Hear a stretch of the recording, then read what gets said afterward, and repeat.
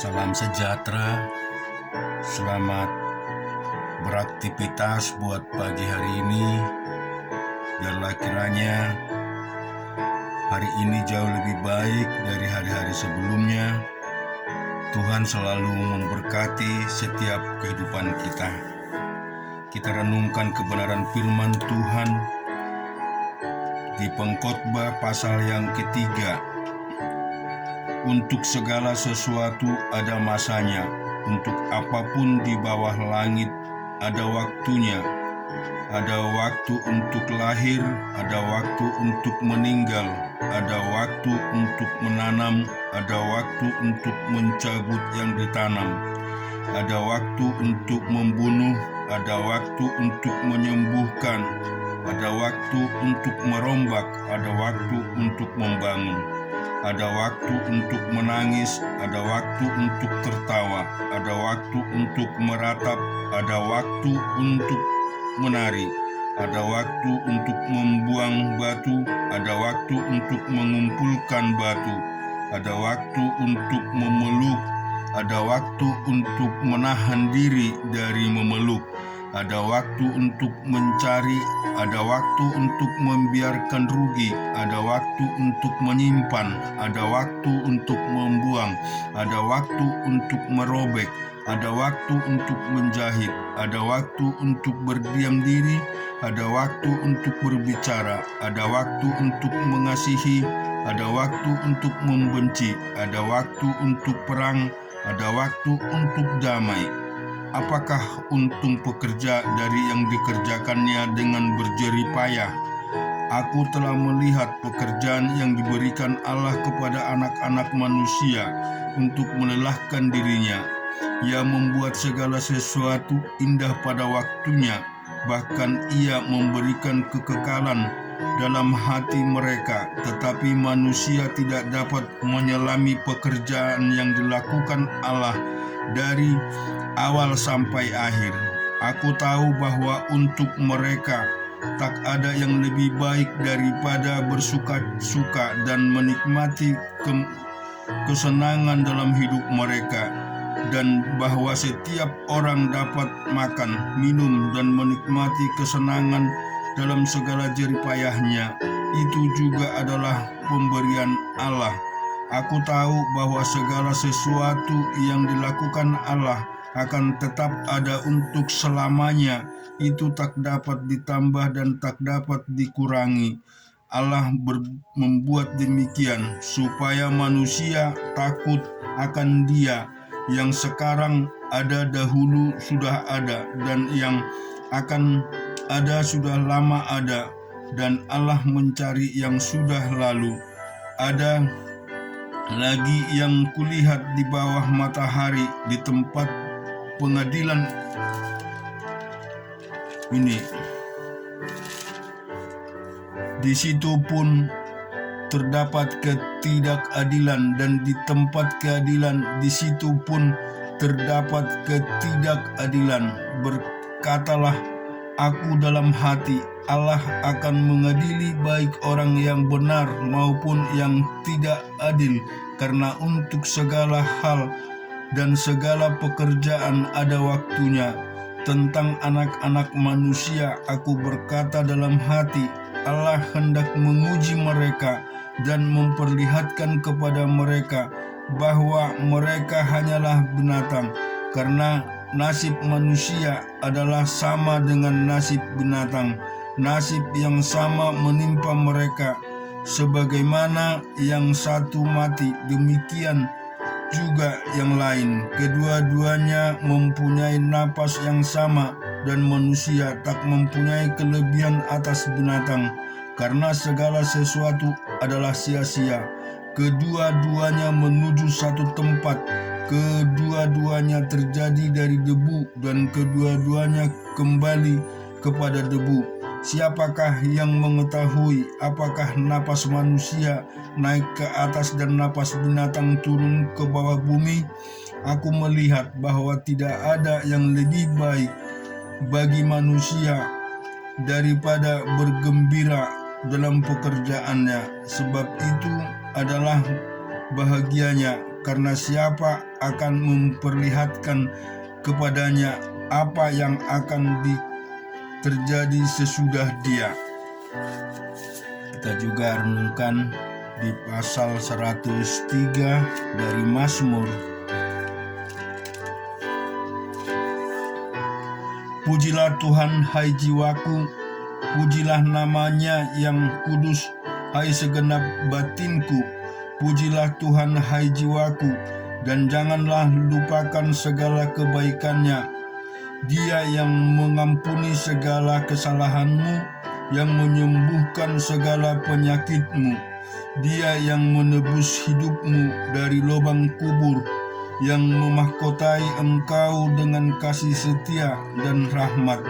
Dia yang memuaskan hasratmu dengan kebaikan, sehingga masa mudamu menjadi baru seperti pada burung rajawali. Tuhan menjalankan keadilan dan hukum bagi segala orang yang diperas. Ia telah memperkenalkan jalan-jalannya kepada Musa, perbuatan-perbuatannya kepada orang Israel. Tuhan adalah penyayang dan pengasih, panjang umur. YouTube Premium adalah YouTube bebas iklan.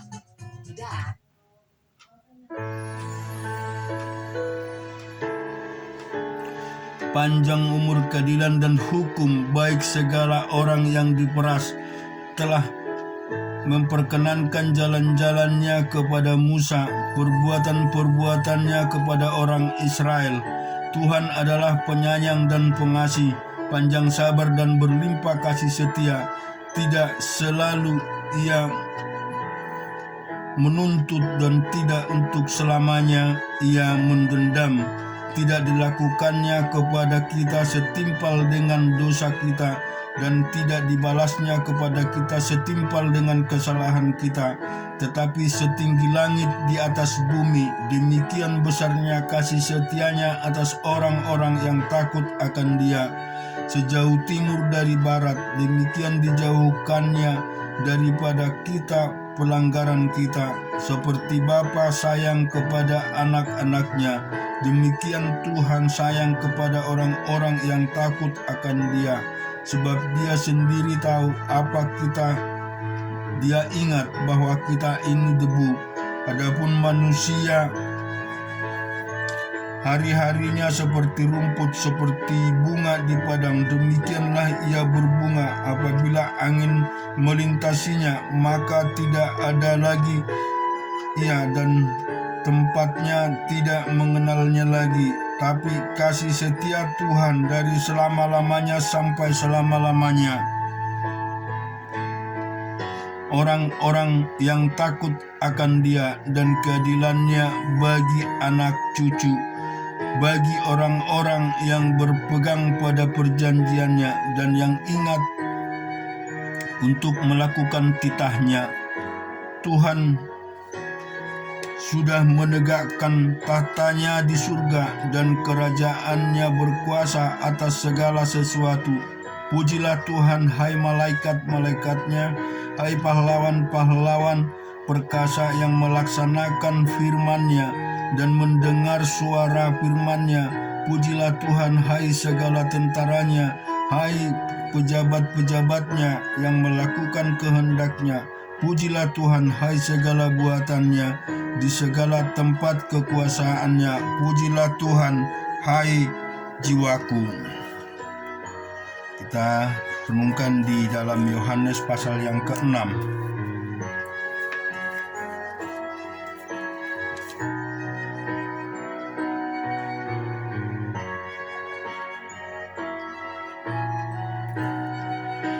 Sesudah itu Yesus berangkat ke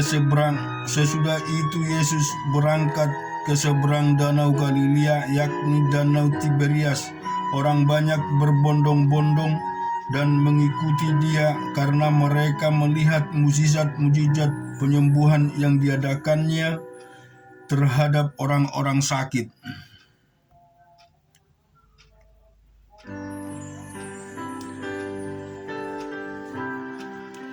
Dan Yesus naik ke atas gunung dan duduk di situ dengan murid-muridnya, dan pasca hari raya orang Yahudi sudah dekat. Ketika Yesus memandang sekelilingnya dan melihat bahwa orang banyak berbondong-bondong datang kepadanya, berkatalah ia kepada Filipus, "Di manakah kita akan membeli roti supaya mereka ini dapat makan?" Hal itu dikatakannya untuk mencobai dia, sebab ia sendiri tahu apa yang hendak dilakukannya. Jawab Filipus kepadanya, "Roti seharga 200 dinar tidak akan cukup untuk mereka ini, sekalipun masing-masing mendapat sepotong kecil." Seorang dari murid-muridnya, yaitu Andreas saudara Simon Petrus, berkata kepadanya, "Di sini ada seorang anak yang mempunyai 5 roti jelai dan 2 ikan, tetapi apakah artinya itu untuk orang sebanyak ini?" Kata Yesus, "Suruhlah orang-orang itu duduk." Adapun tempat itu banyak rumput, maka duduklah orang-orang itu, kira-kira 5.000 laki-laki banyaknya. Lalu Yesus mengambil roti itu, mengucap syukur dan membagi-bagikan kepada mereka yang duduk di situ. Demikian juga dibuatnya dengan ikan-ikan itu sebanyak yang mereka kehendaki. Dan setelah mereka kenyang, ia berkata kepada murid-muridnya, "Kumpulkanlah potongan-potongan yang lebih supaya tidak ada yang terbuang." Maka mereka pun mengumpulkan dan mengisi 12 bakul penuh dengan potongan-potongan dari kelima roti jelai yang lebih setelah orang makan. Ketika orang-orang itu melihat mukjizat yang telah diadakannya, mereka berkata, "Dia ini adalah benar-benar nabi yang akan datang ke dalam dunia." Karena Yesus tahu bahwa mereka hendak datang dan hendak membawa dia dengan paksa untuk menjadikan dia raja, ia menyingkir pula ke gunung seorang diri. Dan ketika hari sudah mulai malam, murid-murid Yesus pergi ke danau, lalu naik ke perahu dan menyeberang di Kapernaum. Ketika hari sudah gelap, Yesus belum juga dapat mendapatkan mereka, sedang laut bergelora karena angin kencang. Sesudah mereka mendayung kira-kira 2-3 mil jauhnya, mereka melihat Yesus berjalan di atas air mendekati perahu itu, maka ketakutanlah mereka.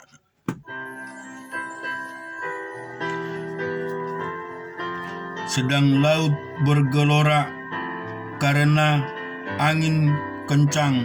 Sesudah mereka mendayung kira-kira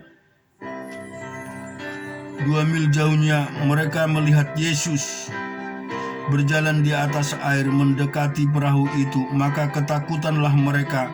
Tetapi ia berkata kepada mereka, Aku ini, jangan takut." Mereka mau menaikkan dia ke dalam perahu, dan seketika juga perahu itu sampai ke pantai yang mereka tuju.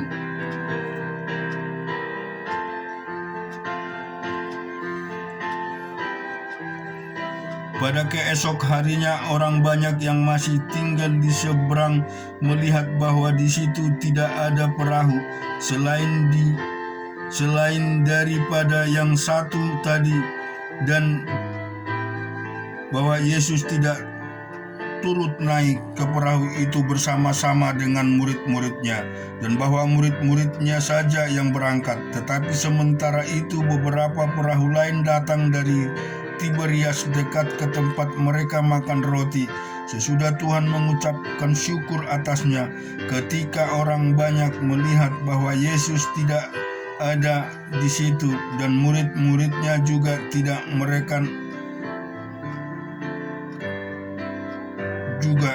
mereka naik ke perahu-perahu itu lalu berangkat ke Kapernaum untuk mencari Yesus.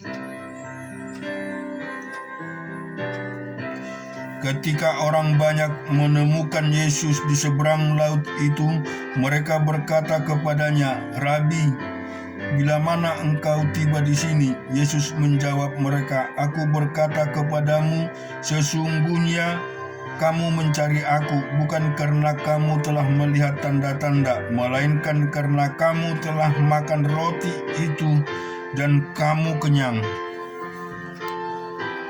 Bekerjalah bukan untuk makanan yang akan dapat binasa, melainkan untuk makanan yang bertahan sampai kepada hidup yang kekal, yang akan diberikan anak manusia kepadamu, sebab dialah yang disahkan oleh Bapa Allah dengan meterainya." Lalu kata mereka kepadanya, "Apakah yang harus kami perbuat supaya kami mengerjakan pekerjaan yang dikerjakan Allah?" Jawab Yesus kepada mereka, "Inilah pekerjaan yang dikehendaki Allah, yaitu hendaklah kamu percaya kepada Dia yang telah diutus Allah." Maka kata mereka kepadanya, "Tanda-tanda apakah yang engkau perbuat supaya dapat kami melihatnya dan percaya kepadamu? Pekerjaan apakah yang engkau lakukan? Nenek moyang kami telah makan mana di padang gurun, seperti ada tertulis, mereka diberikannya makan roti dari surga." Maka kata Yesus kepada mereka, "Aku berkata kepadamu, sesungguhnya bukan Musa yang memberikan kamu roti dari sorga, melainkan Bapa-Ku yang memberikan kamu roti yang benar dari sorga. Karena roti yang dari Allah ialah roti yang turun dari sorga dan yang memberi hidup kepada dunia." Maka kata mereka kepadanya, "Tuhan, berikanlah kami roti itu senantiasa." Kata Yesus kepada mereka, "Akulah roti hidup. Barang siapa datang kepadaku, ia tidak akan lapar lagi, dan barang siapa percaya kepadaku, ia tidak akan haus lagi. Tetapi aku telah berkata kepadamu, sungguh pun kamu telah melihat aku, kamu tidak percaya. Semua yang diberikan Bapa kepadaku akan datang kepadaku, dan barang siapa datang kepadaku, ia tidak akan kubuang. Sebab aku telah turun dari sorga bukan untuk melakukan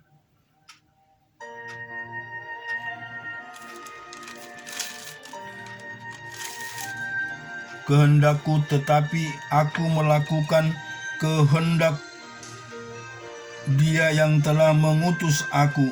Dan inilah kehendak Dia yang telah mengutus aku, yaitu supaya dari semua yang telah diberikannya kepadaku, jangan ada yang hilang, tetapi supaya kubangkitkan pada akhir zaman. Sebab inilah kehendak Bapa-Ku, yaitu supaya setiap orang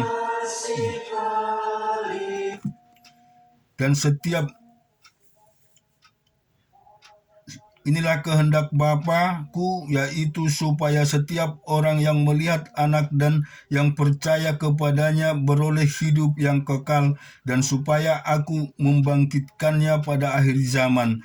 Maka bersungut-sungutlah orang Yahudi tentang Dia, karena Ia telah mengatakan, "Akulah roti yang telah turun dari surga." Kata mereka, "Bukankah Ia ini Yesus anak Yusuf, yang ibu bapanya kita kenal? Bagaimanakah Ia dapat berkata, 'Aku telah turun dari surga'?"